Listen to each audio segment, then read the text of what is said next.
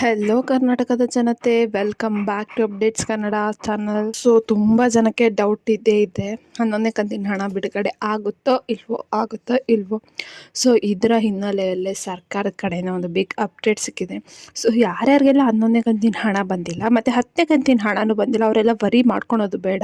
So ಈ ಏನು election ಆದ ಗಜಿಬಿಜಿ ನಂತರ ಕಾಂಗ್ರೆಸ್ ಸರ್ಕಾರದವರು ಹೇಳಿದ ಮಾಹಿತಿ ಪ್ರಕಾರ ನಿಮಗೆ ಯಾವ ಯೋಜನೆಯನ್ನು ನಾವು ನಿಲ್ಲಿಸಲ್ಲ. ಸೊ ಅದು ಅದೇ ಬೆನ್ನಲ್ಲೇ ಅವರು 11ನೇ ಕಂತಿನ ಹಣ ಮತ್ತು 10ನೇ ಕಂತಿನ ಹಣ ಯಾರಿಗೆ ಬಂದಿರಲಿಲ್ಲ ಅವರಿಗೆ ಒಟ್ಟಿಗೆ 4,000ನ ಇದೇ ತಿಂಗಳು ಜಮಾ ಮಾಡ್ತಾ ಇದ್ದಾರೆ.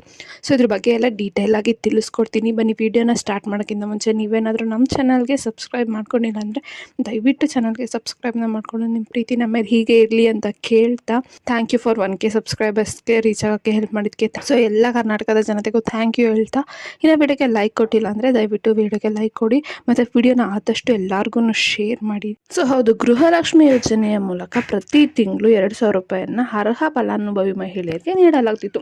ಸೊ ಇದುವರೆಗೂ ಸರ್ಕಾರದಿಂದ 10 ಕಂತಿನ ಹಣಗಳು ಮಹಿಳೆಯ ಫಲಾನುಭವಿಗಳ ಖಾತೆಗೆ ನೇರವಾಗಿ ಜಮಾ ಮಾಡಲಾಗಿದೆ ಸರ್ಕಾರದ ಕಡೆಯಿಂದ.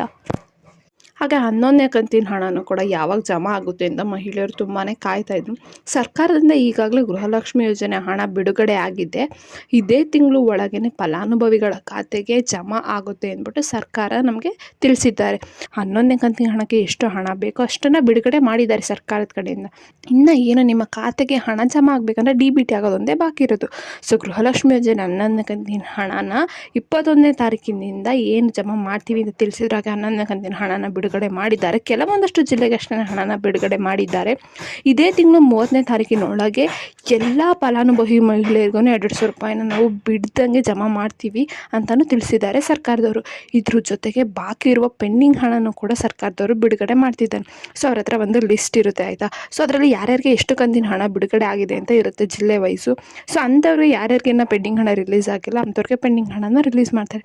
ಸೊ ಪೆಂಡಿಂಗ್ ಹಣನ ರಿಲೀಸ್ ಮಾಡೋಕ್ಕಿಂತ ಮುಂಚೆ ನಿಮ್ಮ ಏನಾದರೂ ಅಕೌಂಟಲ್ಲಿ ಪ್ರಾಬ್ಲಮ್ ಇತ್ತಂದರೆ, ನಿಮ್ಮ ಅಪ್ಲಿಕೇಶನಲ್ಲಿ ಪ್ರಾಬ್ಲಮ್ ಇತ್ತಂದರೆ ಅದನ್ನು ಫಸ್ಟು ಸರಿಪಡಿಸ್ಕೊಳ್ಳಿ.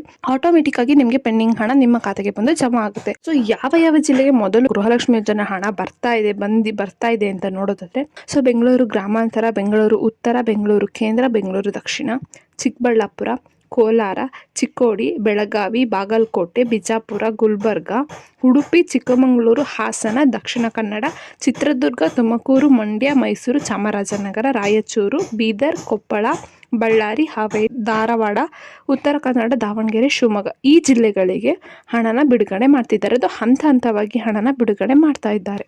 ಸೊ ಈ ಮಾಹಿತಿ ನಿಮಗೆ ಇಷ್ಟ ಆಯಿತು ಅನ್ಕೊತೀನಿ. ಇಷ್ಟರೇ ದಯವಿಟ್ಟು ಚಾನಲ್ ಸಬ್ಸ್ಕ್ರೈಬ್ನ ಮಾಡಿಕೊಂಡು ಸಪೋರ್ಟ್ನ ಮಾಡಿ ಅಂತ ಕೇಳ್ತಾ, ವಿಡಿಯೋನ ಯಾರ್ಯಾರಿಗೆ ಯೂಸ್ಫುಲ್ ಅನಿಸುತ್ತೋ ಅವ್ರಿಗೆ ಶೇರ್ ಮಾಡಿ.